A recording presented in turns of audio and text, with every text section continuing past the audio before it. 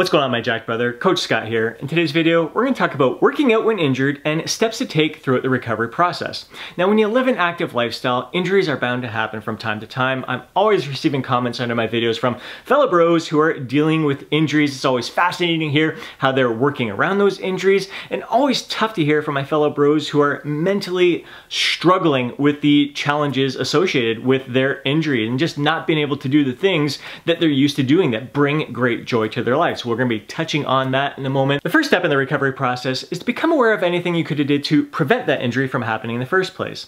That way, you'll reduce the risk of that injury ever happening again in the future. Now, based on my past experiences back when I was younger, my late teens, early 20s, any injury that I experienced back then was largely due to ego lifting. So what I learned to prevent those types of injuries from happening again in the future was to simply check my ego at the door and to not force progress that may not be there, not force strength gains by always feeling the need to add load on the bar, and to be intelligent about challenging myself, like pushing myself to the point of true momentary muscular failure, and even safely beyond that point of momentary muscular failure. So challenging myself, but knowing my limits at the same time, knowing when I need to back off to live to lift another day. In recent years, I fractured my ankle. I was out on a hike looking at some waterfalls.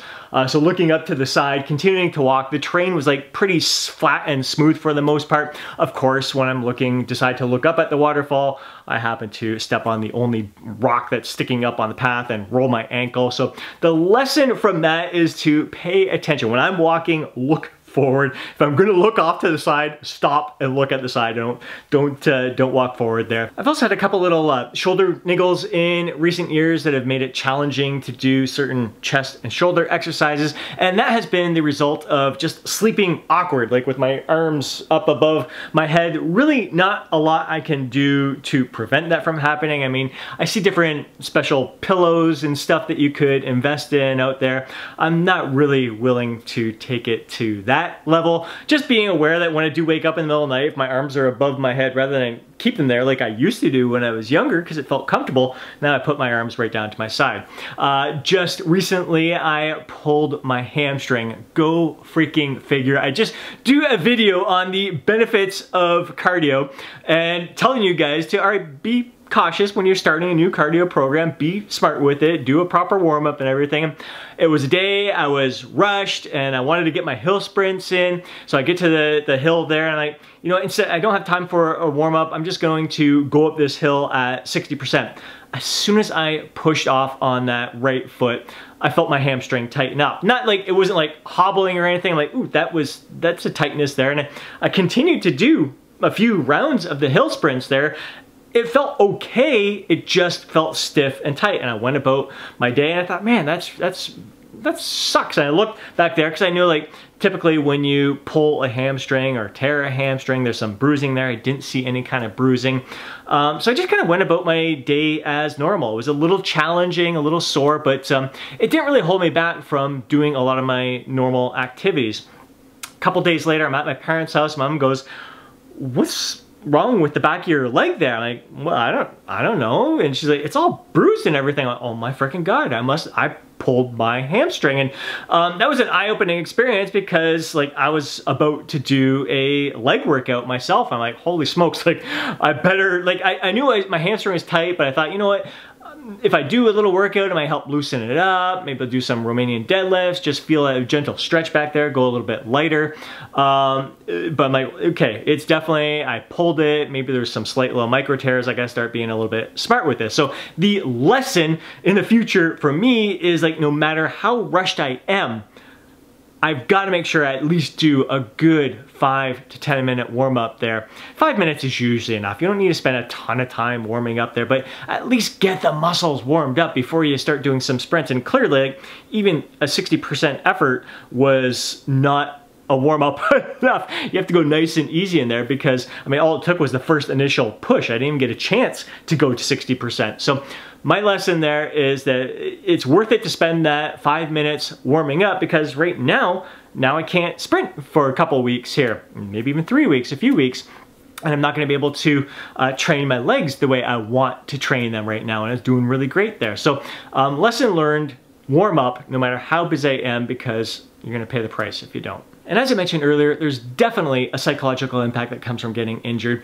It can be mentally challenging when you're not able to do the things that bring great joy to your life. I was having a freaking blast reporting to you guys on the strength gains that I was making on the hack squat. My leg days have been freaking whole new level, and I was thriving from the challenge. I pretty much been plateaued on that hack squat for years. So to be able to make the strength gains that I was able to make in recent months here and seeing how my thighs were responding, gaining some muscle there, I mean, I was on top of the world. I was riding a high, and then just a simple mistake of not doing a 5-minute warm-up just pulled that rug from out from underneath me. So I basically had to shift my mindset, and that is step number 2 in the recovery process is to focus on what's in your best interest in this moment. What are things that you can make progress with, and kind of shift that focus away from just like, oh my God, I can't do this, I can't do that. What can you do? There's so much more in life. Like one little injury, I mean, it's nothing compared to some of the struggles and challenges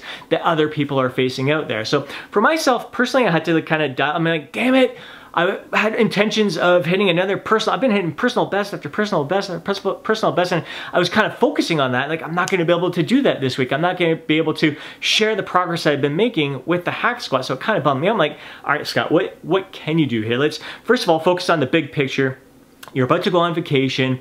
You're going to be going on some wonderful hiking adventures with your daughter right now. So you want to make sure that you're doing everything you can to allow your hamstring to fully, to recover so you can enjoy those hiking experiences to the best of your abilities. So thinking about those kinds of things, and also thinking about like other aspects that I can improve my training. I was making great progress on the hammer strength, the converging chest press there. I was making progress with bicep curls. I was making progress with just about every upper body exercise, so I could still continue focusing on the progress that I'm making with those movements.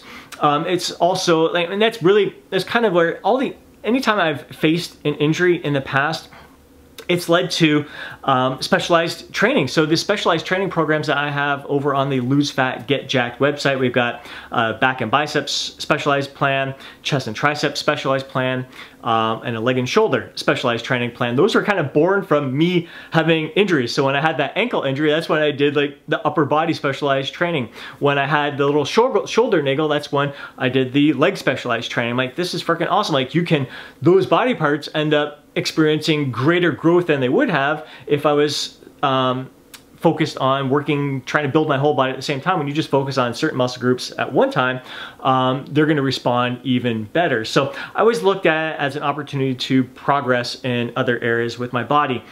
But at the same time, like it's just my hamstring. It's a good idea to still work the quadricep muscles. I can still work my inner thigh muscles. So there's certain aspects of my legs that I can still train, and I'm not gonna crush them or anything, but at least they're not going to atrophy. It's not like I'm going to lose all my gains. And even if I do lose a little bit of muscle in this process, I know I'm gonna be able to gain it back really quickly, but I gotta be smart. I gotta do what's in my best interest right now, is to be smart with my recovery and allow that hamstring to fully heal so I can enjoy. There's all other different aspects of my life that I can enjoy. I don't have to be sprinting. It was kind of a bummer because I was getting excited about the sprinting as well. So not only was I excited about the hack squat making progress, I'm freaking pumped to sprint. Like I wanted, by the end of the summer, my goal was to take my sprint time. I would love to get back down to my high school times in there. And I was thinking, all right, maybe I'll join an adult sprint club type thing and even compete in sprinting as an adult right now. So I was all amped up about all of that stuff. I'm like, all right, sprinting, just gonna have to be put on the back burner from now, but I can still get out my paddleboard. I can still have a blast out there. And I'm gonna have to probably be a little bit cautious with the biking. So that'll be one thing that I'll start to work in, but I can still paddleboard, I can still walk. There's still lots of different activities I can still do that aren't going to bother it. So I'm just focusing on all I can do. I'm focusing on the positive more than just obsessing over what I can't do and worrying about, oh my God, my legs are gonna shrink now because I can't train them as hard as I was before. No, I'm gonna bounce back quicker than ever if I'm smart with this recovery. And step number 3 in the recovery process is to not be too aggressive with your comeback. Every injury is different. Clearly, if it is a significant injury, you're going to be talking with your doctor and a physical therapist. If it's an injury that's been nagging you for an extended period of time, again, that would be something that you'd want to talk with your doctor and a physical therapist with. But it's amazing for a lot of the minor injuries out there, like Dr. YouTube is pretty freaking good. There are a lot of physical therapists out there that are putting out some incredible, helpful videos.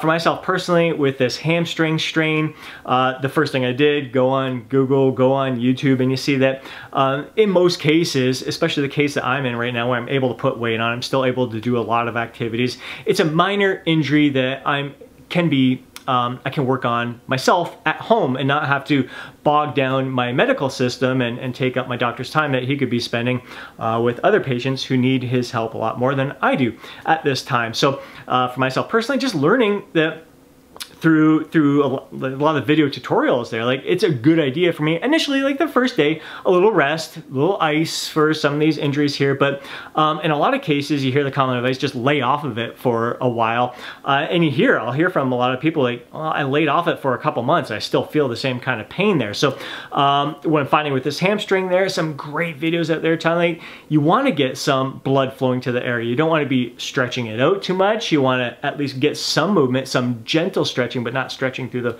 the full range of motion, because it was a strain, because it was elongated longer than ever. So doing more stretching isn't a good idea, but getting blood flowing to it, doing like some different glute bridges and different kind of light leg curl stuff, maybe some gentle foam rolling type stuff, so a little bit of self massage, and even working it, like certain little exercises can be very beneficial and speed up the recovery when you do the right thing. So do your research on your injury. For my shoulder injury, when I slept weird, I did a video on shoulder health not that long ago. It was probably 2 months ago or so that I woke up with that shoulder niggle, came across the videos from some physical therapists and stuff on dead hangs, like hanging from that pull-up bar, and then combining that with some full range motion, very light, I think it's 3-pound dumbbells I was doing for the lateral raises and front raises and the rear delt raises there. I mean, that was incredibly helpful. Like within days, my shoulder felt 100% better and been fantastic. Like no lingering side effects from that.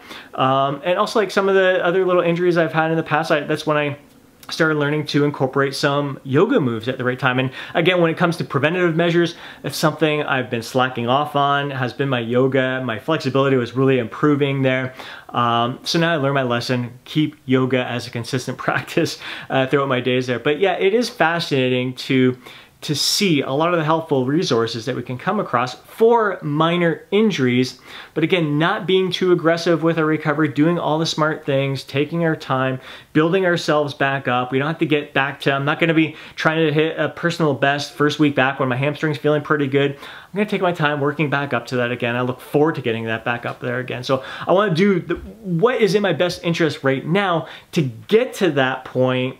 It's going to set me up for those personal bests and not cause a setback where I have to deal with this whole recovery process again. So take your time with the recovery. Don't rush your comeback. And you'll probably find that, again, when it came to that shoulder niggle was a blessing in disguise, because doing those dead hangs has now been a great practice in my everyday life. It's great for grip strength and everything as well. And again, the other previous injury where I started incorporating yoga, that became a great lifestyle practice as well. So I find there's always benefits that can come from little injuries there. I always look at them as opportunities rather than something that's going to be holding me back. So I hope you found these insights helpful. If you enjoyed today's video, please do me a favor and smash that thumbs up button. I'd really, really appreciate it. If you want to see more videos like this, be sure to subscribe to the channel and hit that alert button so you're notified each time I upload a video. If you know a fellow bro who would benefit from watching today's video, please do me a favor and share it with them. More than anything, I'd love to hear from you down in the comment section below. Share your thoughts, share your insights, share your feedback, share your personal experiences with injuries, what you've done to work around them, how it's impacted you psychologically, what you've done to overcome that, if you've been able to shift your focus there. So just share your experiences with us. I'd really, really appreciate it. And before you go, don't forget to download your free guide, Lose Fat, Get Jacked. Have yourself an amazing day. Catch you in the next video.